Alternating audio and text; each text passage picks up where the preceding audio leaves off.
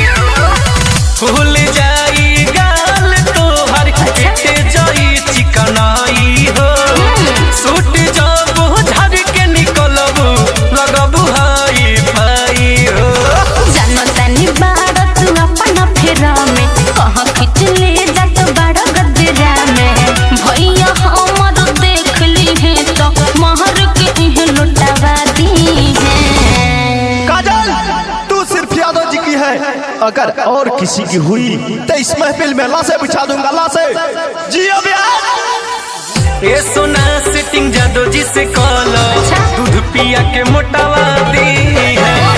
ए सोना setting जादू जी से कॉलो, केला खिया के मोटावा दी है।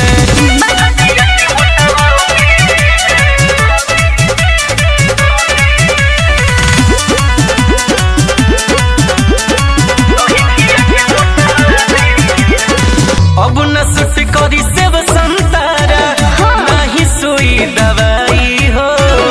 जादू जी के कोरा में रहबू, जइबुए जान गदराई हो। अरे झूठ मत बोला। अब न सुट करी सेव संतारा, नहीं सुई दवाई हो। जादू जी के कोरा में रहबू, जइबू जान मोटाई हो। गुलसनया जबरी न हमार हाथ पकड़, सचिन साजन से प्यार करीले, उहे उपाय लगवा दी है। छोड़ा पहले हाई सुना। ए सोना सेटिंग जादू जी से कॉलो। ए सोना सेटिंग जादू जी से कॉलो, दूध पिया के मोटावा दी है। ए सोना सेटिंग जादू जी से कॉलो, दही खिया के मोटावा दी है। 16 के उम्र भइल देहियो न लौके, चोलिया के हमर कबूतरो न छाके।